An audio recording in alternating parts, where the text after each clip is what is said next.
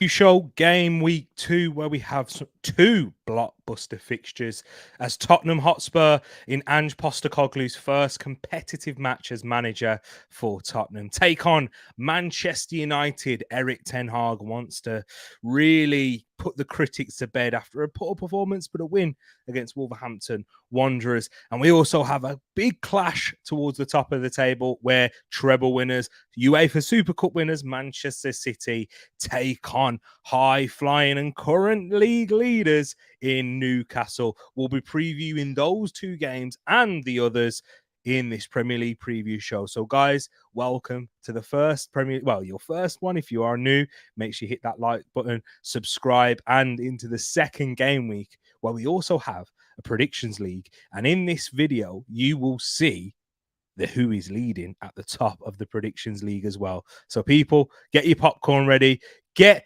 your drinks ready. We're about to enter the show.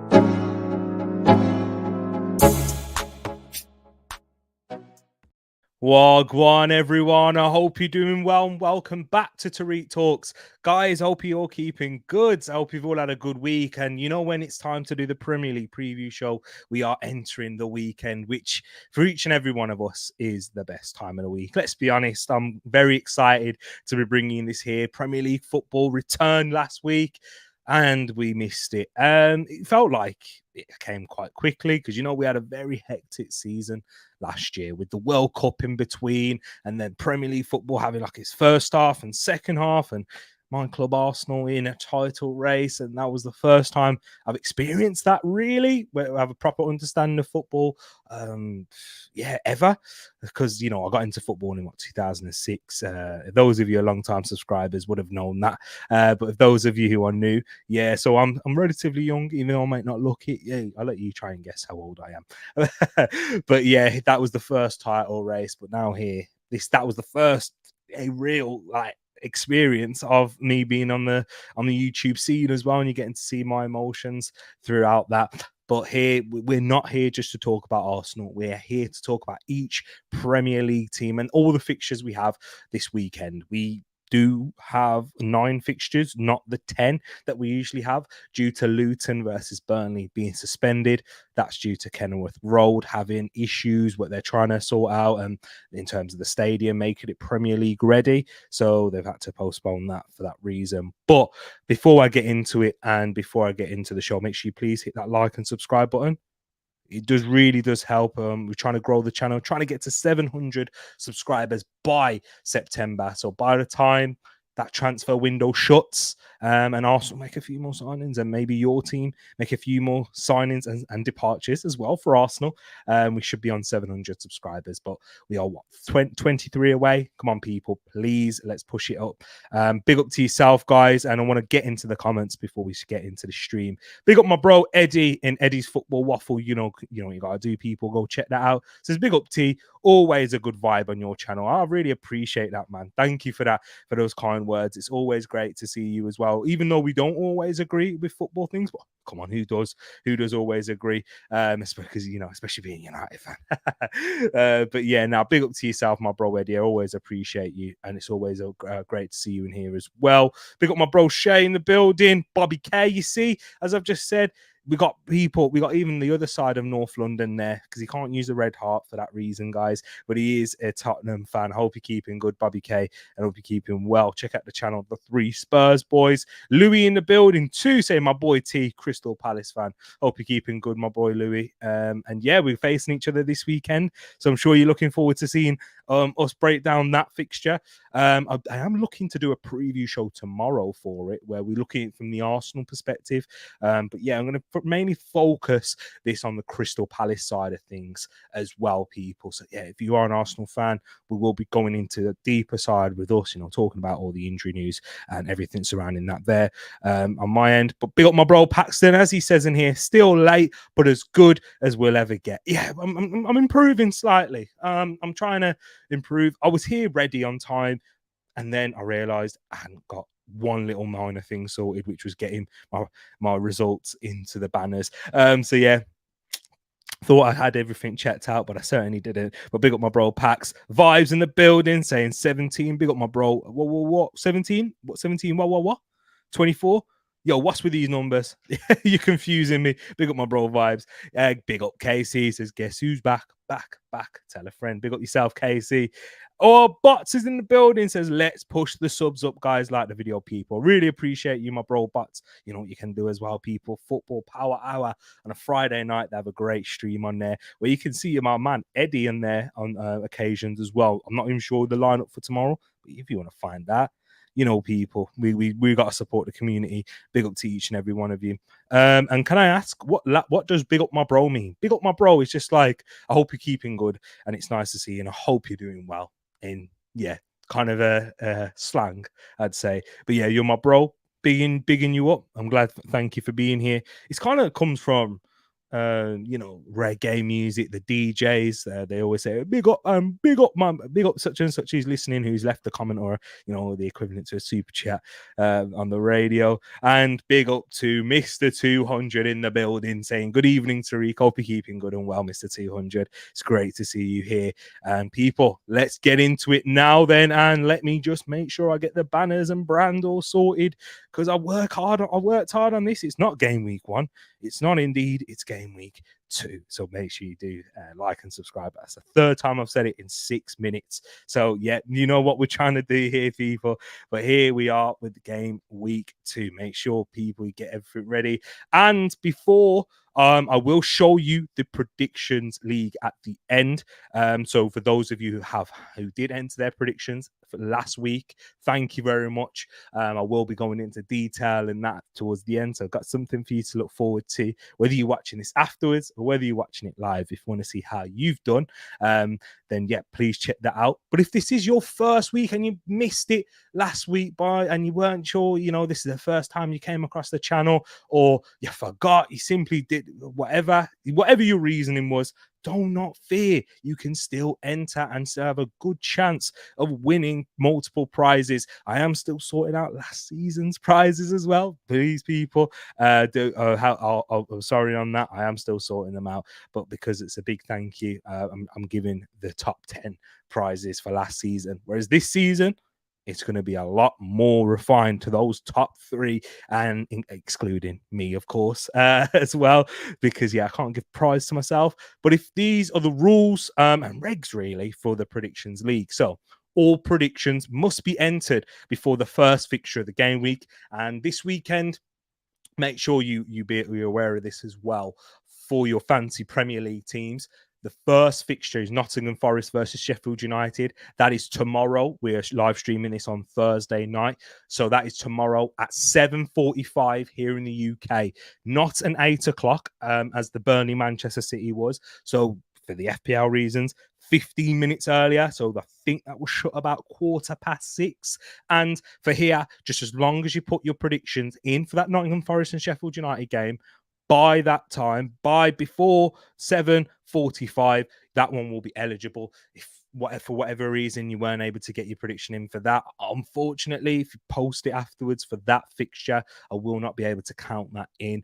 But yeah, please do send them in as soon as possible at the end of this video. Leave your predictions in the comments at the end of the stream.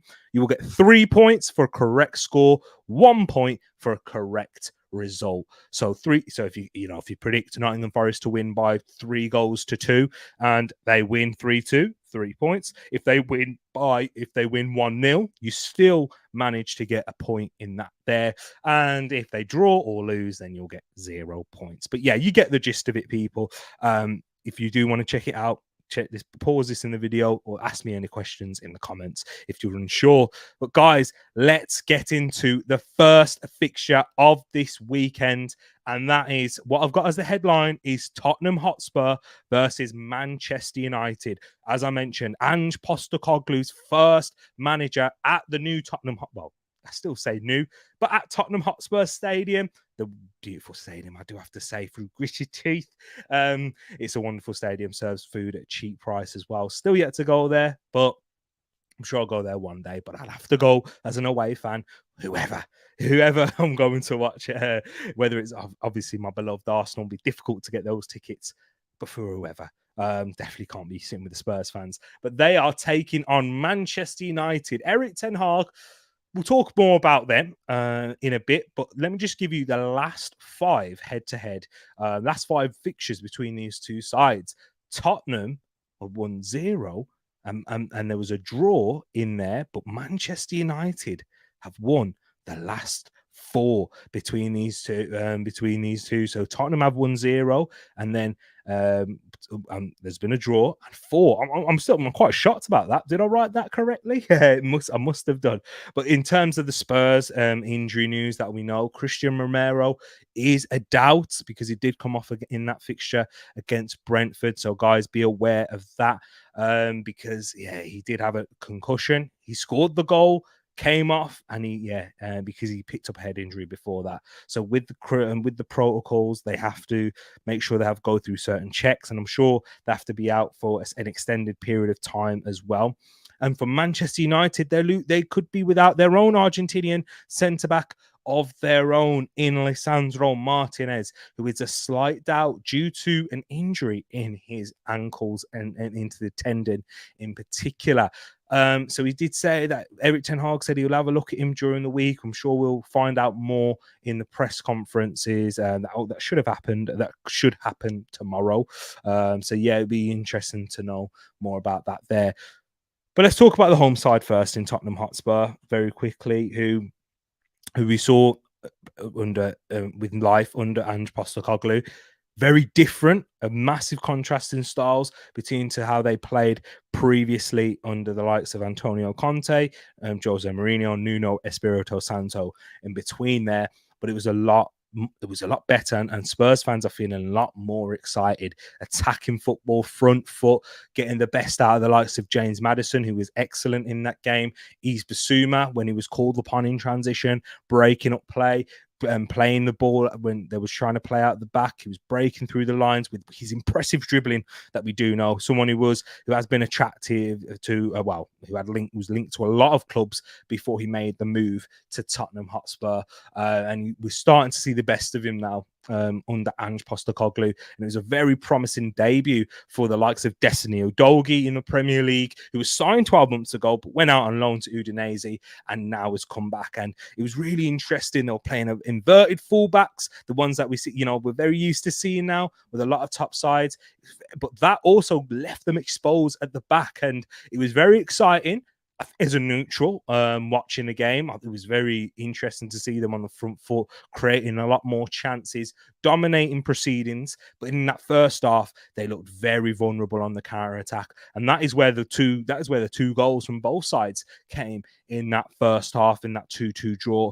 But in the second half, what you got to give credit to Spurs, they looked a lot more assured. Is that because Brentford lost a bit of legs and they had to do a lot of hard work in trying to keep Spurs out and hitting them on the counter attack? Possibly. We got to give credit to Ange as they got a lot more control, dominated possession in that second half, and looked more assured whilst carrying a threat, and should have really scored another goal. But grabbing a draw away at Brentford is nothing to be sniffed at all, and nothing to be frowned upon. So they'll take great confidence in that first game. Whereas for Manchester United, who did get the win against a lot of people's relegation favourite Wolves, but it was a very unimpressive performance where it left a lot more questions than answers, especially within that midfield. The balance was completely off with Casemiro, Mount, and Bruno in there. Casemiro left on an island at times, and we saw Lisandro Martinez pick up an early booking, and he was substituted at half time, which looked like then it was because he was on a yellow card, but maybe it's because he was actually injured and carrying an injury there. But we know how Lisandro plays, front-footed defender. On a yellow card, it's dangerous. So Erik ten Hag has got some work to do there. Didn't really create as many chances that he would like, although Varane did get the winning goal, who I thought, and I'll give him praise here, there was a few occasions where Wolves were on the counter-attack, and Rafael Varane, his positioning, his experience that he used, but definitely his defensive intelligence, was able to do the best he can and prevent Wolves from scoring. There was one in particular where Cunha skipped past Casemiro and Lisandro Martinez, who couldn't bring him down, and Varane positioned himself perfectly, where Wolves had 3 going forward and only 2 defensively for Manchester United, where Pablo Sarabia dragged the shot wide, but it took a deflection from Varane. So he was excellent and he grabbed the goal. But yeah, still a balance to be found there. And I'm sure if they are going to pick up any points away at Tottenham this weekend, they will have to significantly improve their performance there. But it's still early days in the season, and I'm sure we'll see a change around. I think personally that either that Scott McTominay will be brought into midfield, and I think he will take out one of the forwards. I don't think it's going to be a like for like where he'll take out a Mason Mount or a Bruno Fernandes, the captain. Of course, he's never coming out, but I think he'll try and pack that midfield, get someone next to Casemiro. If Fred was still there, I think that Fred would have been the one who was going to be taking that role and play next to Casemiro, as he does for Brazil. But I think Scott McTominay will be brought in. His future's definitely been uncertain, but he's still there for now. And Erik ten Hag has said, why else would he not play against Wolves and wouldn't be available? So I think in terms of packing out that midfield away from home, it's necessary. But I think you may either see Bruno or a Mount shift out onto the wings and have like more of a free role as they in transition. I don't think that he will keep the wide players like an Anthony or a Garnacho. I think Garnacho will be the one that will be taken out for a McTominay to try and solidify that midfield there. But for my prediction for this game, guys, if you are watching live, feel free to get your predictions in the live chat as well. We will discuss through them. I have gone with a Spurs 2, Manchester United 2. So essentially, I think it's going to be the same result for Spurs last weekend because they do play with such an attacking style, progressive play, and they're still going to try and find their way out against a Manchester United team who Erik ten Hag, the words came out of his mouth and he said he wants to make this team into the best transition team in the league. And I think that this will be a good time to really see that for United against Spurs, who will push Man forward a lot. And Man United will have to be doing a lot of defending, I do believe, just because of how the two sides are going to be set up and Spurs being at home. But I think that will also kind of play into Manchester United's hands. You know, the threats that they have on the counter in Bruno Fernandes. I think Mason Mount thrives a lot more in transition. And the key man, the goal scorer, the one who's their top talisman in terms of getting the goals, and that is Marcus Rashford. When there's spacing behind and he can drift out to the left, that is when you see the best of Marcus Rashford. And yeah, when he's not having to do a lot of hold-up play and bring others into the game, because there'll be a lot of space for him to attack. And I do think that will lead to goals. It'll be an entertaining game. You can watch that here with me on Tereak Talks. I will be doing a watch-along for that. And speaking of watch-alongs and stuff, please check the links in the description. If you want to know more about watch-alongs coming up on the channel, I do have a Discord server where I will pop the links in there. I didn't pop a content schedule this week. My bad, people. But I will be putting that in there on a Sunday night or Monday morning as well. And there's also plenty of other links. FPL, if you want to join the league, you still can. Even if you haven't created your team yet, please do. You actually get an advantage because, yeah, from the others, because there's not too much of a gap at the moment. But yeah, please check out the links in there. But join the Discord if you haven't done so already. Spurs 2, Man United 2. Let's see what you guys and girls have said in the chat in regards to this one here. Hope you're all keeping good as well. Speaking of fancy football league, there's Casey. Got 69 points more than me. Hey, I love that. So Paxton says 3-2 Manchester United, he says there. And I've just seen Louis, do you count the points in the stream chat too? Unfortunately, Louis, no, but you can still put them in the chat as well. But yeah, if you can, just at the end of the video, just copy and paste, write them down somewhere and then pop them into the comments. It just makes it easier for me when I'm collecting all the scores as well. So yeah, I will appreciate that. And that's for anyone else who may have thought that. So yeah, big up. And I appreciate the question. But yeah, pop them in the comments at the end of the video. So 3-2 says Man United. I can see high goals there. Casey's also gone with a 2-2 draw, and Casey's a Man United fan. Shay's gone for a 3-2 Spurs win right there. So more goals again. I think a lot of people are going with me on this one. Mr. 200 says, I'm going to shock Pax with a 3-0 Manchester United win. So Manchester United to keep a clean sheet away from home last season. That is a shock, because last season, Mr. 200, they didn't win away from home against any of the top 9. teams, in the teams that finish in the top 9, Spurs being one of them. So that'd be interesting there if they're able to kickstart this season with an away win against a big competitive side, a side that will be hoping to be in and around those Champions League positions. Of course, not many of us have predicted them to get there. Losing Harry Kane is a big loss, but yeah, they do look quite good going forward. Let's have a look now. His mate, yeah, we ain't going to be talking. I don't really want to talk too much about that at the moment. But yeah, when there is more news, then I'll give my opinions on it. I'm sure you can kind of tell how I feel about that. And yeah, kind of how a lot of Man United fans do as well.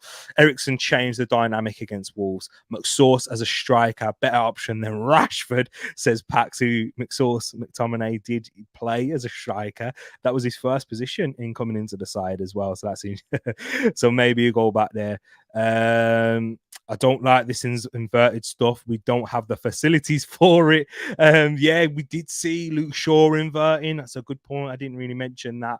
And Wan-Bissaka holding the width, and then Anthony coming inside, playing on the half space a lot. So, yeah, it's one of them ones. I don't think Wan-Bissaka has the ability to invert. Luke Shaw, we've seen him play centrally at centre back and do a very good job there. But is the balance within the whole team right? I'm not sure on that.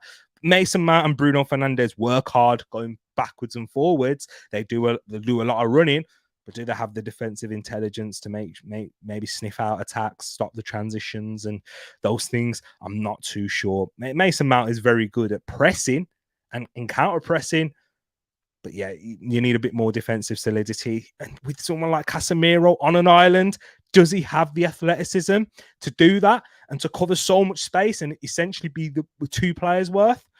I'm not sure. I'm very sure in saying no, I don't think he is, especially at the time in his career. Big up DLM Designs, saying tough game after the seeing the last game, sadly. Let me know your prediction, DLM, in the building. Hope you're keeping well. Thank you for coming in on this channel here. But yeah, you can leave your predictions either now. Well, yeah, preferably afterwards. But if you want to drop them whilst on the stream as well, you're more than welcome. This is Spurs. That Mr. 200 is saying, yeah, they still do have the Spurs gene, don't they? Oh, yeah, yeah, vibes. That's all I'm going to say about that. I have Man United 2-1, says Moss. Big up Moss in the building. Rashford and Bruno to score, and Richarlison to score for Spurs. Yeah, nah, I hope not. But, Mason Mount will be Bruno Fernandes' downfall. Do you think they're too similar? I've seen a lot of people say that. I don't know. I think it's not really worked out in that game, has it? And he's going to have to try and find a balance and maybe adapt either one's position slightly. That's for sure. Moss isn't happy about the about the capture as per usual. When I put the Yankees one on, I knew I should have put the Blue Jays. It matches the top as well. But yeah, DLM Design says 2-0 Spurs. Have a bad feeling. I don't want to be negative. And Moss says Mount is a ghost. And yeah, you need to give him time. What I will say is, though, DLM, is give him time to settle, get into patterns a bit and understand kind of what Erik Ten Hag wants from him to do. And Erik Ten Hag looked like he's changed things slightly, not just for Mason Mount, but in other positions too as well. So I think the players are going to have to be given some time to adapt, especially at home in games where you're expected to win, so I say.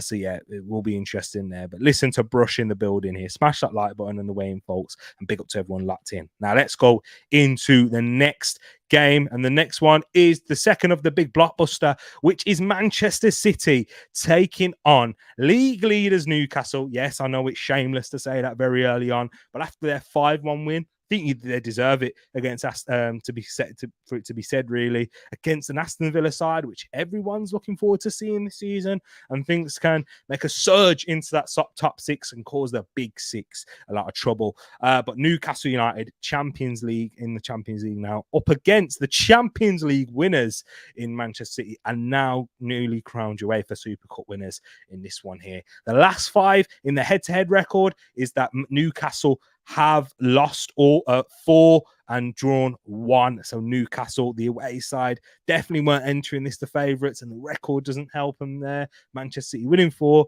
and drawing 1 between these two. But the key injury news for Manchester City, of course, from the last game against Burnley, Kevin De Bruyne is out and picked up a grade 3 hamstring tear. So he's going to get surgery in Belgium as well for it. So he'll be out within the next 3 to 4 months. Bernardo Silva is a slight doubt as he missed the game against Sevilla yesterday due to illness. For Newcastle, the only key injury news that we know of right now is that Joe Willock, as he won't be back until after the international break, which is around about the 16th of September. Of course. So yeah, he's picked up a hamstring injury as well. Sorry, guys, I'm gonna take a quick sip. My mouth's getting dry. All this talking, all this waffling, Paxton would say. But yeah, just quickly on Manchester City, they didn't look at their best at all and look like they missed the creativity of Kevin De Bruyne after doing. I didn't watch the game last night, so just listening to a lot of City fans' reaction and the reaction of the neutral, and they weren't really that impressive. I heard, and Sevilla had a few chances and they were creating quite a few openings as well where they should have scored from. That's coming from City fans I was hearing. So they do look like they're in that start of the season that City tend to be in, where they are starting slow, but they still tick over and manage to get the results that are needed to keep them in the title race or keep them top of the table, as they have done in previous seasons. We know how Pep Guardiola likes to set them up, keeps his opponents guessing in this early stage with the players that he has. But this season, as you can see, if you look to the squad and their bench last night, their squad depth isn't anywhere near as what it was previously, especially when you miss the likes of Kevin De Bruyne. And I think Bernardo Silva being out is even bigger. He's someone that does provide that creativity and definitely can unlock defenses, at least with his dribbling, and be someone who makes that second pass, not necessarily the final pass, but the second to last one, which causes and opens gaps against tight defense, tight-knit, well-organized groups. And we know Newcastle are going to be that. And we also know Newcastle are going to pose a threat going forward as well. Last weekend, I was very impressed with Anthony Gordon, and he looked very sharp against Aston Villa, created the first goal for Sandro Tonali with an excellent ball on his weaker left foot. Anthony Gordon, who's received a lot of stick for how he behaved at Everton and how he engineered a move out of the club that he called home and where he grew up out of the academy that gave him the opportunity, and he didn't have a good time of it in the second half of the season at Newcastle, struggled and had a bit of, threw a few tiffs at Eddie Howe, but they've seemed to have corrected that, sorted that, and after a strong Euros where he got player of the tournament, he seems to carry that form into the Premier League in this Newcastle side on the left, and he's going to be a key threat on the counter, especially with the space that Man City will leave him behind. And if Manchester City perform like they did against Burnley when they were trying to play out the back and Burnley were causing plenty of turnovers, Newcastle will have chances. And I trust the likes of Callum Wilson, about to say Calvin Wilson then, Callum Wilson and the form Alexander Isak is in to put it away. I don't think we'll see both. I think you might see Isak start and then Wilson come on, because I know they've started a couple of games together, but when I saw them start together against Arsenal, they weren't as good last year. And Eddie Howe's spoken about his reluctancy to do that. He did last season, so I'm sure he'll just rotate between one and the other, which is probably better for both, being as they're both have a history with injuries. So I think Isak will start. The threat that he can carry with him carrying the ball, drifting out wide, making the defender second guess, his aerial ability. He's got so much about his all-round game, Alexander Isak, with the pace and power of Gordon in the midfield that has the engine room and quality to it as well. It's going to make for a really interesting game, which you can also watch here on Tereak Talk. So people, you know what you need to do. Make sure you hit that notification bell. I will be going back to back like Drake in the doing watch-alongs on Saturday night. It's like sing-along hour here, but baby. But anyways, in my prediction, I've still gone with a Manchester City win just because of their dominance at home, and they have made that place into a fortress, whether you like it or not, whether you talk about the atmosphere and the banter that gets thrown at them. Pep Guardiola just seems to have an answer. And when you have the likes of Erling Haaland, you don't need to create many chances for him to put it in the back of the net. And with a player like him, he can create chances for himself with his movement and with the chaos that they can cause. And Phil Foden, he was very impressive against Burnley. Didn't have a goal. Well, I think he got an assist to his name, but wasn't, major in terms of the goals, but causing a threat. And you'll see him free roam a little bit more, coming in off the right. Or if he does play in midfield, he didn't have a great game against Sevilla, I heard. But in this one at home, I'm sure he'll want to react. And, you can't keep a good player down for 2 games in a row. That's how I see it. And Phil Foden certainly has the potential. And it's a big season for the young man who is young, but, he's got a lot of experience. And this is it now. This is kind of it for if he wants to be in the upper echelons with the best young players in the world, with the best, forget young, best players. We talk about Saka. You hear about that debate a lot within Arsenal, Man City fans. But Saka currently at a high level because he's playing on a more consistent basis. It's as simple as that. Although Foden is playing for a more successful team, he's not a key part in that. And if he wants to be with the, prove his worth, he needs to really do it. And I think he's got the ability to, and he will be given the chances this season due to Kevin De Bruyne's injury, unless Manchester City are bringing more additions, which they are looking to do as well. But I think Man City are going to win this by 2-1. Let's see what you guys and girls are saying quickly. I know I've rambled on with the 2 big fixtures a lot, but yeah, they are massive. So I thought I have to give them the right attention that it deserves. So big up everyone in the building. Paxton's gone for a 4-2 Manchester City win. High scoring game, a lot of goals, and 4 goals for Manchester City. Newcastle. Yeah, I don't know, man. 4 goals, Newcastle, one of the best defenses in the league last season. Maybe there was a 6-6. There was a 6-6. There was a 6-goal thriller at the St. James's Park last year. So maybe you're onto something. We're still going with a Manchester City win there.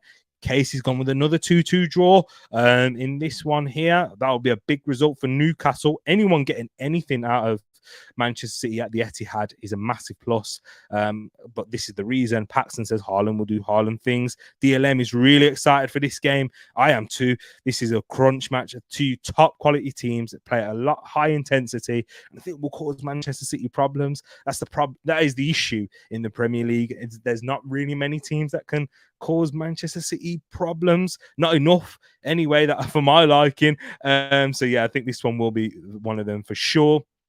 Realist in the play says we shall beat Spurs. Just wait. Let's have a look in the place. What have we got here? 1-1 draw says Moss. Haaland versus Isak. Yeah, Norway versus Sweden in this one here. Restring those cheesy string hammies. Granddaddy Goon, Mr. 200 says Newcastle impressed me the weekend, but I think City will nick it 2-1. Same score that I want for Sevilla were wasteful, says Paxton. That's what I heard, and now you're co-signing it. I believe you. KDB will retire soon. 1 more season and he will leave Man City, says DLM. I hear you on that. His body just continues to keep breaking down. He was having issues with it, his hamstrings in particular, towards the end of last season. Managed to carry on playing, spoke about it publicly, and even said, and I've been banging on about this on the channel, guys, Manchester City without Kevin De Bruyne, it's a big loss, especially in these big fixtures where he makes a difference a lot of the time. Ask Newcastle fans, they've seen him do it in 1-0 wins, 2-1 wins at St. James's Park, and I think they'll miss him massively, but I still think they'll edge it. And if they do, that's a real confidence booster. I hope I'm wrong. I hope I am indeed. But yeah, they've got Haaland, haven't they? So yeah, it's one of them ones. Isak is the second best striker in the PL, says DLM. Big shout right there. Big shout. But he's gone with a 1-0 Manchester City win as well. Let's move on now into the next game, which is Crystal Palace versus Arsenal. Guys, I have said from an Arsenal perspective, I will be looking to do a preview show as well for tomorrow. Just going to get that sorted out. But yeah, we will be bringing you a preview show no matter what. On the channel, that's for sure. I will be joining Rich on Sunday night over on Eagle Eye Football, so go check that out. You know where to find them, people, on Eagle Eye Football, Eagle-eyed Football. I will be on there Sunday night, 7:30 or around about that time. Confirmation on the time will be given shortly. But yes, Crystal are at home in their first home game against Arsenal.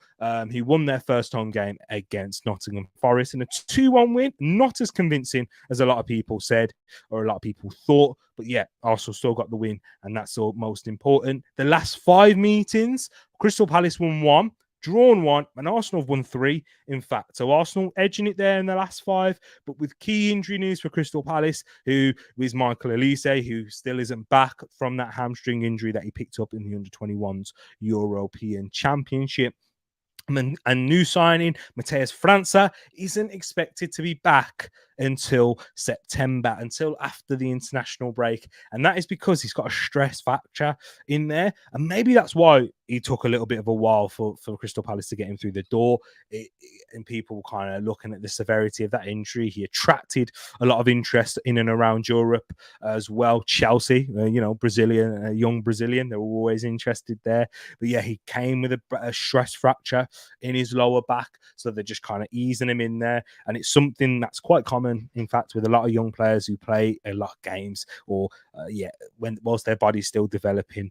Something that Højlund was suspected to have, but yeah, it looks to me not as serious as first feared for Rasmus Højlund, but it's keeping Mateus França out. And the key news, injury news for Arsenal, and what we heard this week, very sad, was about Jurrien Timber. He is out with an ACL injury, and we're most likely not going to see him for the rest of the season, unfortunately. Someone who's been so impressive in his first games. I'll be talking more about that in depth tomorrow night as well. Zinchenko is a doubt. He's most definitely not going to start, I don't believe. Well, you know what? I can't even say that because Arsenal played a behind the closed door friendly today, and he started in that against Luton, and Arsenal won by 3-0. But he's a doubt to start as he makes his comeback from that calf injury. And Gabriel Jesus, he's still going to remain out. Won't see him until after the international break, most likely as well. But the earliest we may see him is for that Manchester United game. But he's still not going to be here for this one. And it's a big one. I think it's going to be a difficult game for Arsenal. But Crystal Palace, Ebere Eze, what a player he is, man. I've just got to repeat it. Say it once, say it twice, say it 3 times. What a player. He was outstanding against Sheffield United. And Crystal Palace created quite a few chances against them as well, and could have scored with the likes of Edouard, but he was offside, and they had a few chances. They already had a disallowed goal, 2 disallowed goals in there, in fact. So, yeah, they are looking a threat. Roy Hodgson really has a good, stable side there. Losing Wilf Zaha, of course, it's going to be a big miss against these teams in particular. You need another threat with Ebere Eze and no Michael Elise to match up. And Michael Elise, who signed a new contract today, and that was interesting. That one should kind of deserve the topic of itself, but it's interesting that he's made that decision after he's looking like he's heading to Chelsea and looked like he wanted to go there as well. But yeah, he's staying at there, and that's probably most likely due to legal issues. But with Crystal Palace, they're going to be looking to Ebere Eze, to the likes of Edouard, and even Jordan Ayew to have a big job on Monday night, which this game is on. Watch along for that one as well, people. Don't you worry. Watch along for Arsenal. For the Arsenal games, we'll be back once again. Hit that notification bell. But yeah, I think it's going to be an interesting one. I'm going to go more into it on the Arsenal side tomorrow, but I think it's going to be a 2-1 victory for Arsenal. Still can't really keep us seeing a clean sheet.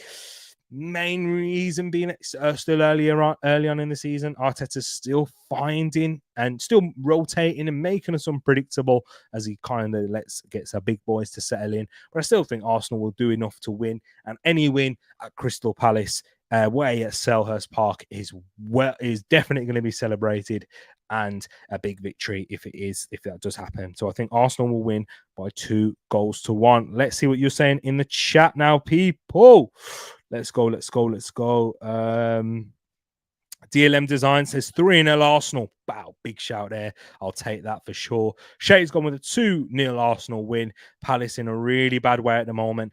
Yeah, no Michael Elise, losing Wilf Zaha. But I think they're going to be better than what most people predict because of how Roy Hodgson just seems to be able to get the best out of this group of players and has them well organized, structured, and gets their key men like Ebere Eze on form, on fire. He's unplayable on his day. I genuinely do think that with Eze, and if he has a big season like I expect him to do, he will go for big major money eventually, and it could do with Elise, which will help Palace regenerate that squad, still get rid of a few players that are probably there a bit too long now. You know, I mentioned Jordan Ayew is going to have a big game. But you want to really move past these sort of players and have a good regeneration and go for these young, progressive players. You know, I don't Crystal Palace fans, cover your ears. You might not want to hear this, but a little bit like their rivals Brighton. Have had that approach. But yeah, it should be interesting there. Louis, who is a CPFC fan in Crystal Palace, and he said 3-1 to Arsenal, unfortunately. Hey, now, but big man, appreciate it. Hey, nah, but if you know, it's all about performance at the end of the day. Can you impress and can you keep it tight? And if it does end up 3-1, make sure it comes with a late goal. And yeah, whilst you're still going forward. Because if you remember last season, in the first game of the season, Arsenal started off fast and then Crystal Palace grew into the game and were arguably the better team in that second half, I would say. But then Arsenal were able to counter-attack and grab the second through Saka, getting a cross in, Gay on goal. But yeah, impressive, and it didn't quite go on to be as impressive for the for Patrick Vieira at that point. But yeah, wasn't a bad loss in that sense in the first home game. But Palace won, Arsenal 4. Palace don't have the minerals, can't even sign this Chelsea fullback on loan. Yeah, Lewis Hall, who's heading to Newcastle. I didn't mention. Oh, what a player I think Lewis Hall is, and it's a real loss for Palace not to get him on loan, even at his young age. I think it have made a huge difference for them this season, even whether it was at left back, whether it's in centre midfield. I think he's a quality player with a bright future, and however much it may seem that Newcastle are purchasing him for, I think it's a top English prospect they have in their hands. Someone who's we're liking a lot to Alexander Zinchenko. I think he's a real player there. Preview show for what tomorrow? For tomorrow, yes, on my channel, I will be doing Eagle Eyed as well. Yes, they are happy, but I'll be doing Eagle Eyed on Sunday. But I want to do a preview for Arsenal tomorrow. But yeah, I'll hit you up, Moss. Let me know if you're free for tomorrow evening as well. That'd be great to do that whilst the Forest Sheffield United game is on. Jordan Ayew in 2023-24 season. I know he's big in these sort of games, all packs, because of his defensive duties, and he's one of the best defensive forwards in the league in terms of tackles, interceptions, defensive actions, all of those things there. Although he's not one of the Palace favourites, but you can see why these managers like him and trust him a lot as well, because you know it's not with forwards, especially nowadays. It's not just about what you can do going forward. It's about what you can do defensively. And if you're not excellent, and if you're not world class going forward defensively, yeah, you can still offer a lot to the team. Elise just signed a new deal. Home crown going to be hyped, but Arsenal will win. Hey, the Selhurst faithful are always hyped, Louis. You guys, when you're there as well, I've seen your vlogs. Go check out Louis' channel. Hopefully we'll get more of those vlogs out this year as well, Louis, my guy. But yeah, now you guys are always creating an atmosphere, probably one of the best atmospheres in the league. Pound for pound, definitely up there. You and Newcastle, I'd say. Arsenal, you know what, you got to throw Arsenal up there as well, especially nowadays. We're beating those allegations and stereotypes. Eze, Palace need to get signed on long term. We will do for Captain Erdegaard, like we will do. Yes, indeed. Won't mind a beer Eze in that Arsenal midfield, I'll tell you that for sure. But yes, Gabriel and Saliba at the back, and 2 goals for the mighty Arsenal, says Mr. 200, in a 2-0 win right there. So, guys, don't forget, leave your predictions in the comments if you're watching this afterwards. We're going to kind of rattle through these a little bit quicker as well. So get your predictions ready, guys, as we're going to talk about Liverpool versus Bournemouth. In this game, you know, Liverpool, who have just signed, and I'm not sure if he's going to be available for this one. It depends on if they can sign him in time tomorrow. For Wataru Endo, the 30-year-old Japanese midfielder signed from Stuttgart, who is highly rated by a lot of Stuttgart fans and highly rated by Bundesliga fans, and they're highly rated enough for people to call him underrated, because he's not really a player that's on the lips of most fans who, you know, when you look at the Bundesliga, but has a lot of respect from the Stuttgart fans and Bundesliga opposition. And Bournemouth, who had a 1-1 draw, but were extremely impressive against West Ham. Highest defensive line. We're able to make the lowest, get the opposition to make the lowest well, is it the opposition? I keep trying to work out how I word out this phrase and stats, but had the lowest passes per defensive action created by the opposition, which is a good sign, which means they press really high and they get a lot of turnovers, make tackles, make interceptions, and do all of those things there and force the opposition to go long, which means they're pulling off an effective press. And only Iraola, that's the man who I'm telling you about, people, for Bournemouth. They're going to be on a surprising side this season. And I think it will be a difficult game for Liverpool, who have a good record against them. In their last 5 games, they've won 4, and Bournemouth won 1. Bournemouth actually won the last game, didn't they? In that victory against them, in that 1-0 victory at the Vitality Stadium. Key injury news for Liverpool. The only one is Thiago Alcantara, who is he was a major doubt. Most likely won't be fit for this game at all to start.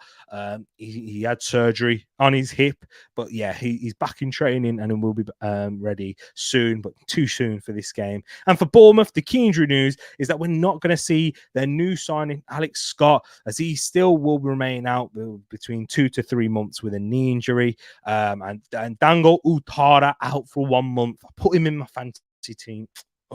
Frustratingly, didn't hear about this until afterwards as well, because I thought he's one of the players that I think is going to have an outstanding season. My ones to watch, who I said I think he's going to be one of the big players coming out of this season, and one of the right wingers that.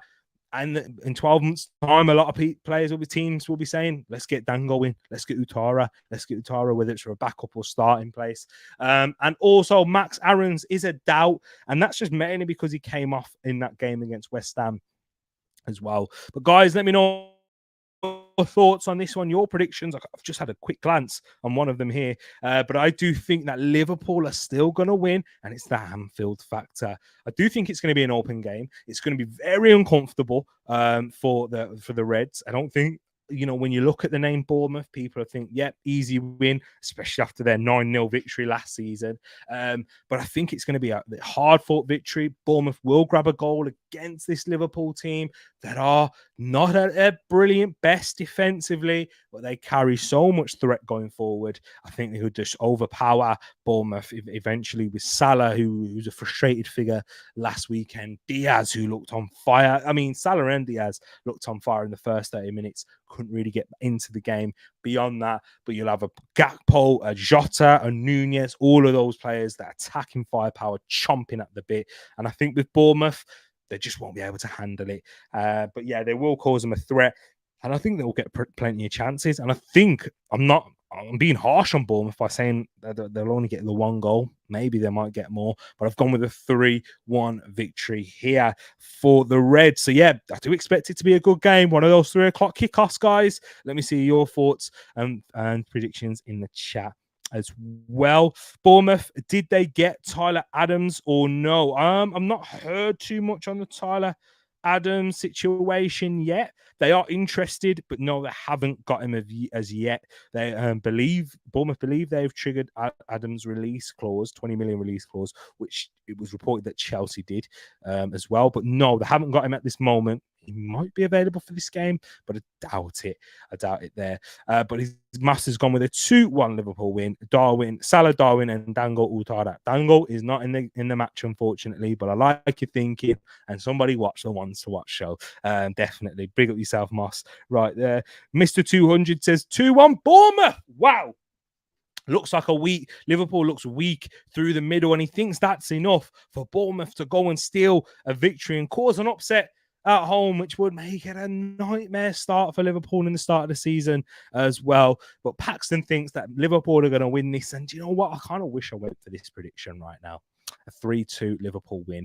But I've gone with a 3-1. Can't change it based on what other people say. It's cheating.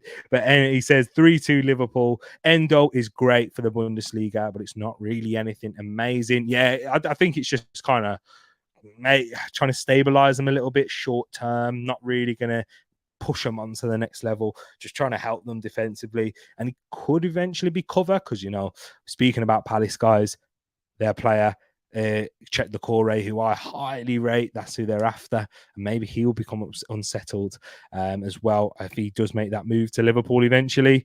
But most likely, yeah, they're all healthy for Liverpool. Only Thiago and Stefan Bajcetic are the ones who are out, and that's confirmed. And Utara is out, so unfortunately, but he's changed his goal to Philip Billing. And by the way, I noticed commentators said that he wants to just be called Philip now. Maybe something similar to the Dele Alli situation.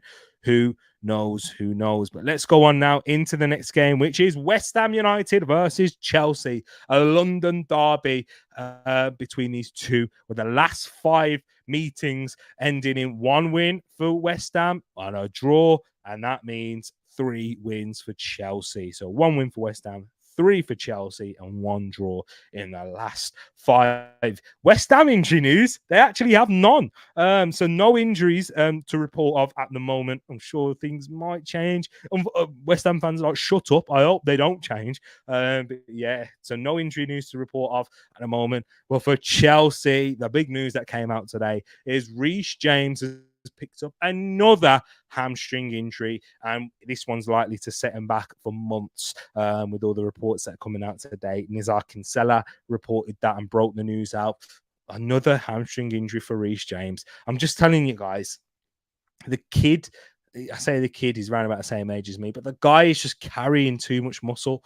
That is the issue. It is so important for athletes to have a perfect balance between power and endurance, and especially in a sport like football where you're having repetitive sprints, and when you're having repetitive sprints, changing direction a lot, you need that power endurance. That's why a lot of footballers, if you look at the ones that are very durable and play games week in, week out, let me say Ben White, Bruno Fernandes, that those two come off the top of my head, very skinny, very slender, because of what the sport requires from them.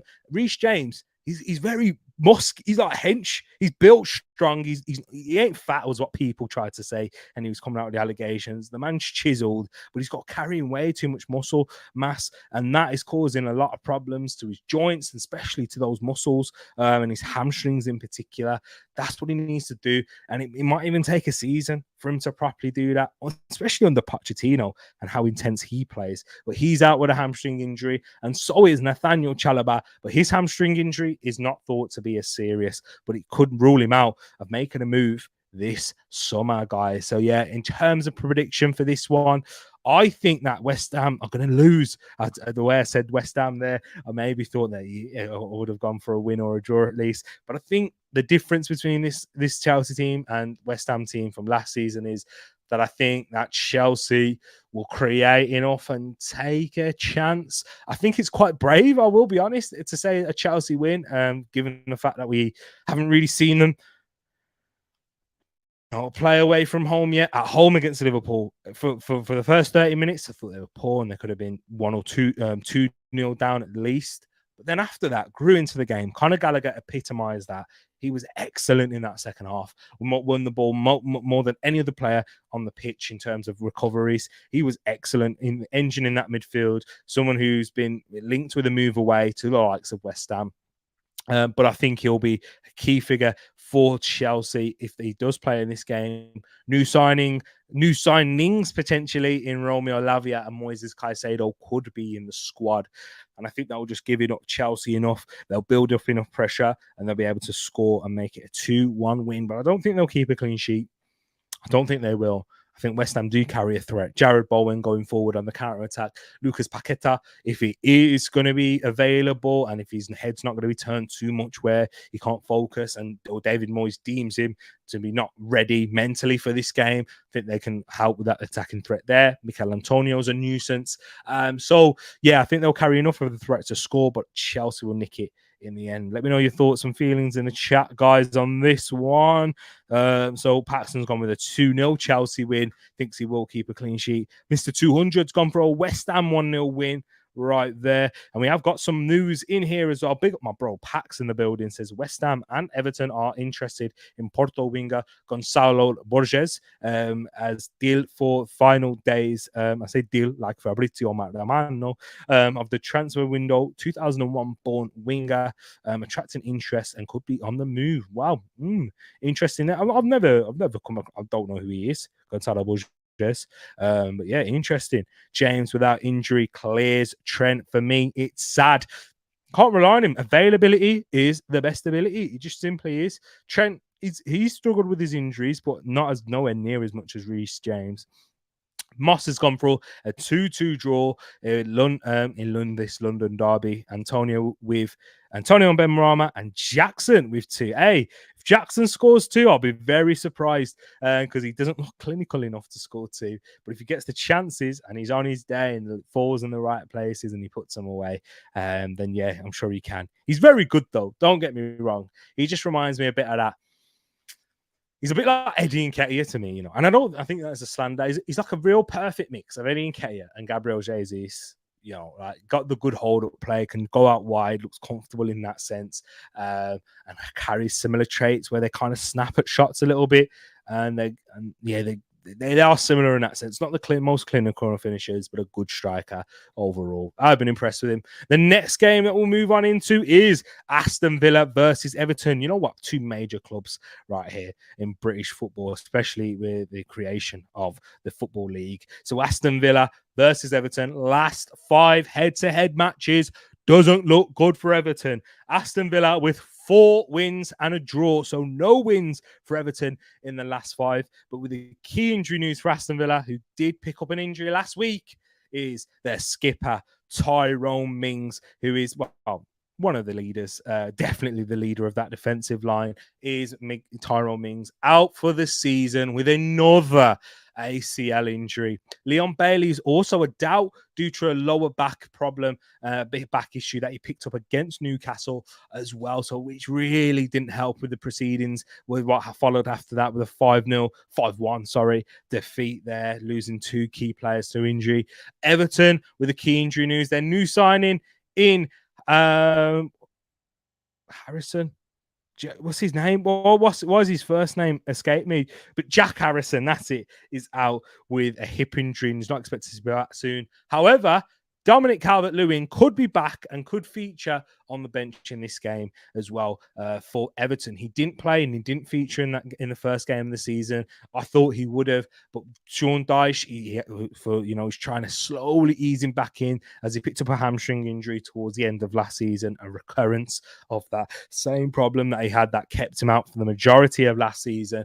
Is really trying to make sure that he's going to be fit as possible and take as little risks as he can with Calvert-Lewin. If the Everton are to have a good season and not finishing that relegation zone, I think he's going to be a key player. Everton simply just can't bring in another player of the quality of Calvert-Lewin on his day. And you know what? Me and Moss have had our discussions about him. Moss is a real big fan of him. I'm not his biggest fan. But when I watch him and when you see him and when he's fit and firing, you got to put your hands up and say he's a quality player. And someone who Arteta's been interested in the past, and you can see why. But the injuries is what stopped him and really hasn't allowed him to kick on. And I think he could be an England international with the quality he has. I really do rate Calvert-Lewin's overall game like that.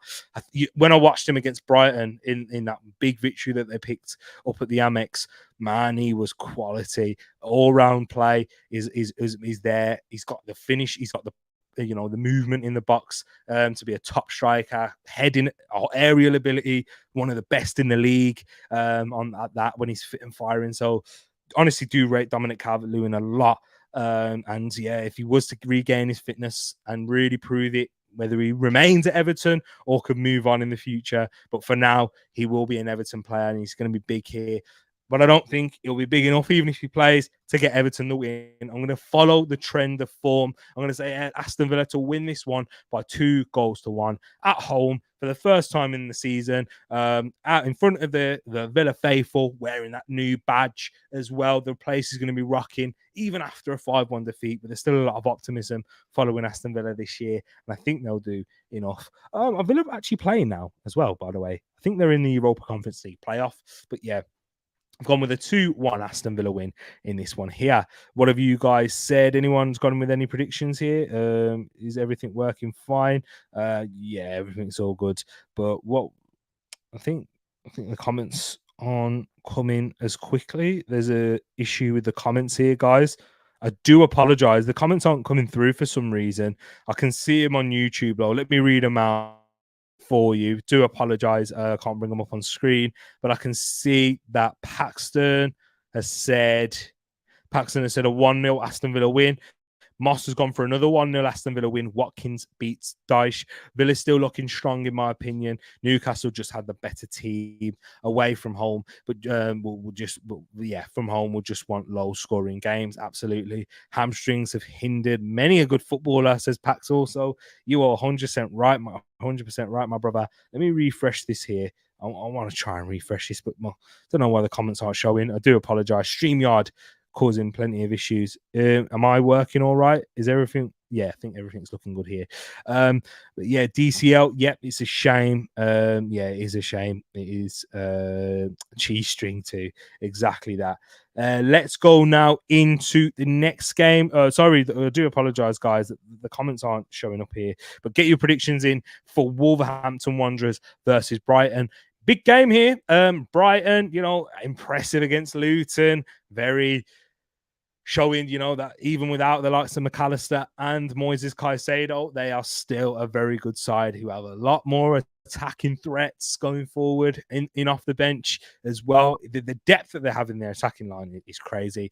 And they're away to Wolverhampton Wanderers, who were a lot of people's favourites to go down, given the upheaval at the club.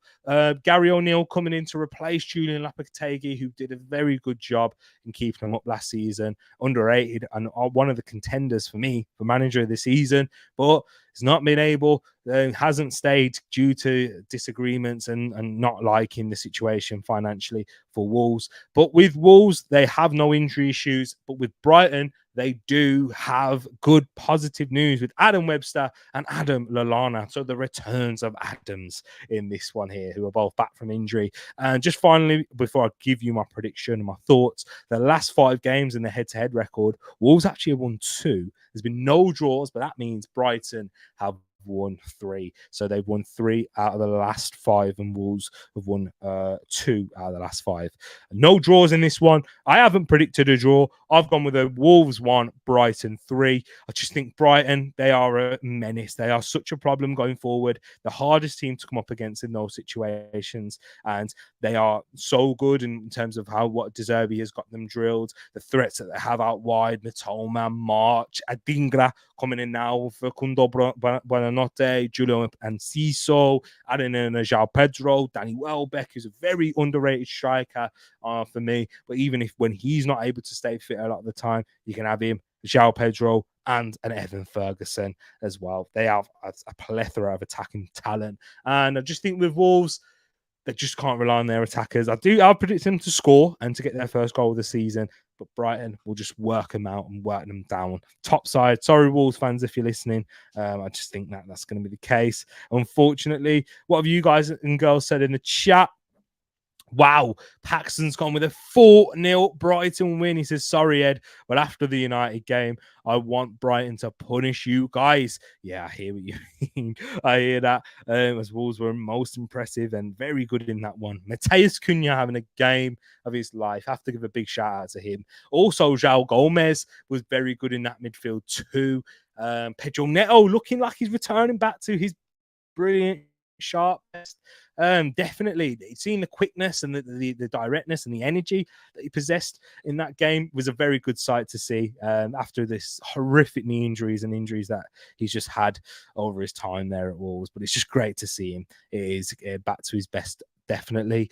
Mossa said was going to go with Brighton, but Wolves showed us something with O'Neill. So Edmin, I will go with a 1-1 draw. Mateus Cunha and Evan Ferguson with the goal. And Moss has been a big shout for Enciso, Paraguayan. Yes, big player, one of their key players for this season. And one of the ones to watch that I've put in there as well. Check that out, people, if you haven't done so already. But unfortunately, Ed, I've gone with a 3-1 Brighton win, which is their top side. And I think early days, but yeah, they're making a search for that top six again. I might need to. I want to revise my predictions.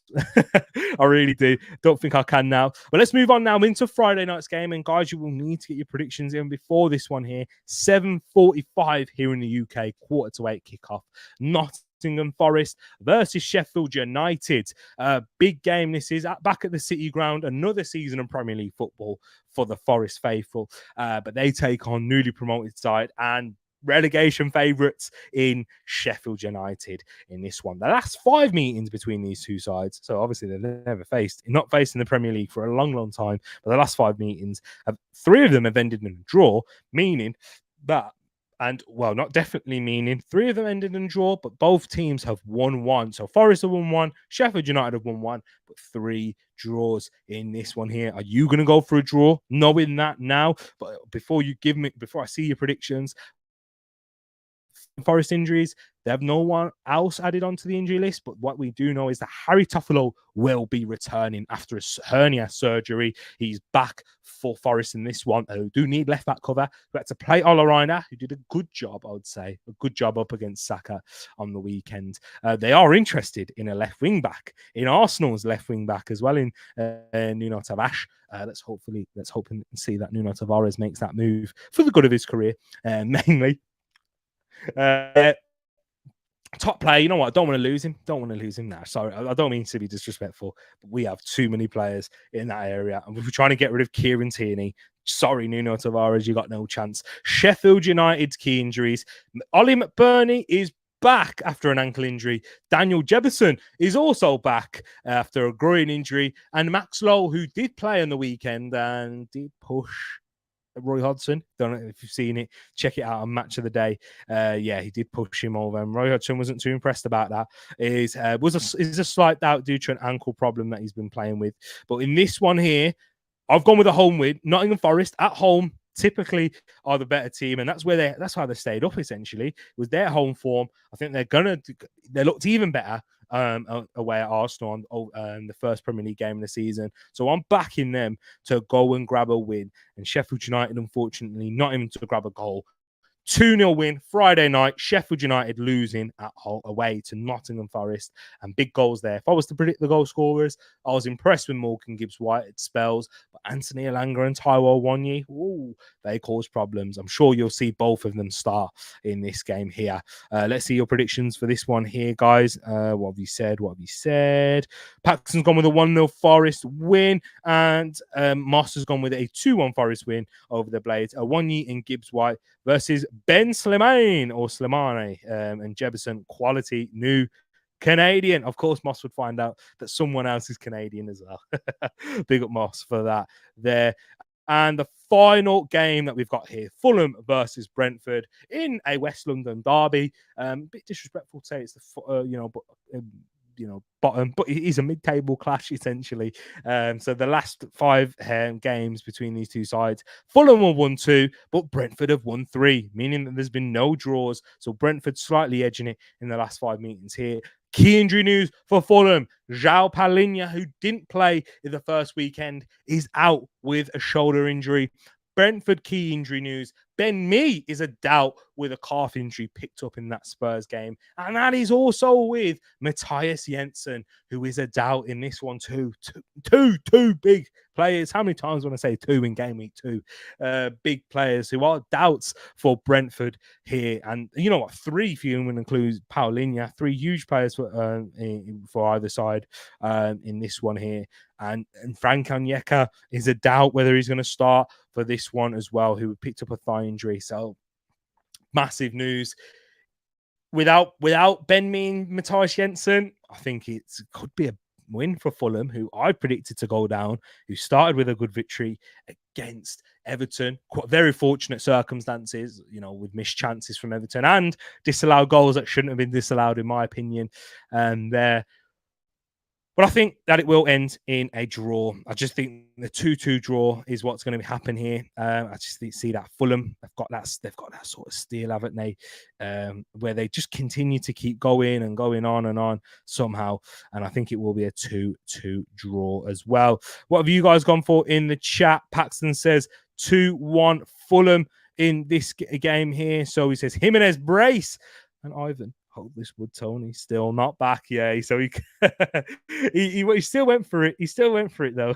But Jimenez, his other favorite striker, to grab 2 goals here. We've also got Moss saying Western London Battle A. What did I go for here? He's checking his Super Brute, and he's checked it, and he's gone with a 2-1 Fulham win also. Mitchell staying. So the news with Alexander Mitrovic. Let me have a look for you here, because I was seeing that he's closing on a deal to Al Hilal. So he might be joining Neymar this summer. Ooh, and Arsenal want following Balogun for him as well. Interesting news there. So Fulham want Alexander Mitrovic's replacement to be following Balogun, who's also been inquired by Tottenham Hotspur. Tottenham Hotspur have been inquired about following Balogun. I wonder what Arsenal did there. Did we say, hello, mate, see you later? No. Ta-ta. Bye-bye. No, I hope so, because I don't want to... I'd sell Balogun for if Spurs offered me 60 million. Maybe I'll take the call. But say, Spurs, unless you're offering me 60, see you later. You're not getting him for 50, nothing like that. Or even the money that would let Fulham. You have to ridiculously overpay. There is a way. Every man has their price, and I would sell Balogun for 60 million. But yeah, they do want him. So no Mitrovic potentially for this game here. But I've gone with a 2-2 draw. And the final slide, people, is the predictions league table. Let me bring this to you now. Who is currently leading at the top is my nephew Jacob, who got 3 correct scores in this week's fixtures. Of course, his father Ed is in second right there, with 11 points and 3 correct scores also. But Jacob managed to get out quite a few. I've got them written on my notepad. Give me a second here. He managed to get quite a few scores predicted correctly. Oh, I can't find it. Can't find the page. But Jacob smashing it. Ed's in second. And there was a username that didn't actually have a name, but he's sitting in third with 9 points and 2 correct scores. So the Marshalls taking it on top there. And then we've got Moss, and Moss is sitting above me with 9 points, level on points with me, mainly because I've just done it with alphabetical order. I've given you that there. I'm chilling in 5th. Pax is in 7th with 7 points, but with no correct scores, but managed to do well in other fixtures and getting the points in there. So that means if you've got 7 points, Pax, that means you got 7 correct results. Fair play to your Pax for that. You did really well, although without getting correct scores. To get 7 correct results is impressive out of 10. So that means you only got 3 results that weren't right. Mange with 6, Mr. 200 with 6, Shay with 5. And let me say this as well for King. I gave you a point for the Burnley Man City game. He put it in late. He said in there, don't count it. He did get the prediction correct, but he put it in late. But I did still give you the point, though. I gave you a point for getting this, for it, because I didn't want to be too harsh. But yeah, I couldn't give you the 3, unfortunately, because of it being entered in late. But big up my bro. Thank you to everyone who's put them in there. Still very tight. Things could change very quickly. Paxton smashed it with 7 correct scores. Well, not 7 correct scores, sorry. 7 results correct, but Jacob killed it with 3 correct scores and 14 points overall. Big up Jacob right there. I know we'll be watching this with Ed as well tomorrow. So big up Ed and Jacob. You've killed it there. Great start to the season, but it is still the start, guys. Leave your predictions in the comment section. There's plenty more points to play for, plenty of prizes to be won. I still need to give prizes out for those. I haven't forgot, and I will keep saying it until it is sorted. So yes, guys, don't forget, I haven't forgot for you there. But big up to each and every one of you in the building as well. Really do appreciate the support that you've shown to the channel as well. Yeah, it is a blessing to be here with you guys and to talk football with you as well. Let's have a look. Let me bring up that. So we only had 10 players that threw in their predictions for this one, by the way. So yeah. No Grace, no Wilf, no, they didn't get their predictions in. Maybe we might have to holler them. Should we holler them in the chat and the Discord? If you haven't done so, join in there for sure. Let's have a look. Neymar Mitchell duo on fire. It would be Pax, Serbian mercenaries. Hey, there's a lot of people have done that, Moss. A lot of players who have done it. So yeah, you can't really blame him. Join him, especially for Mitrovic. You know what I mean? Like he'll get life changing money, and is that Fulham in it? Neymar doesn't really make much sense, but yeah, Mitrovic does. Let's have a look. Always with this Jacob fella. He's too good. He's too good, Jacob Cooking. Get him on the weekly show weekly. Hey, I'll have to try. I'll have to try for that. We need Jacob for some insights. Pax and Mox, give him Jacob a big shout out there. We do need them. Might have to holler him up. I'll try and get a contract sorted for him. Okay. I might need you guys' support with that because he's going to be expensive for a young prodigy like that. You know what I mean? He's going to be a serious talent. So to sign him up to the channel, it's going to be difficult. Yeah. So yeah, Dodgy Ed says Moss. No, I'm calculating them, so it's not even Ed. It's me calculating them, and yeah, he's still top. Don't know how he does it. But guys, thank you very much for tuning in for the Premier League preview show. Sorry I wasn't able to bring your comments up. StreamYard's bugging out on me at this moment in time. But guys, if you haven't done so already, hit that like button as well. Really do appreciate it. And share the channel. I've said it about 10 times now in this stream. But share it. It really does help building the community. I want more like-minded people within this Tereak Talks family here. Join the Discord server. Join the FPL. Check out all the links in the description as well. We will be back tomorrow. I'm going to be hitting some of the Arsenal fans up. So if we can get an Arsenal preview show for the Arsenal show making its return, kind of unexpected, we'll definitely be back on Tuesday with the Arsenal show. Stay tuned for that. Plenty of watch alongs. Guys, hit that notification bell. You'll know everything. But people, we're going to love and leave you. Take care. God bless and enjoy the rest of your Thursday night.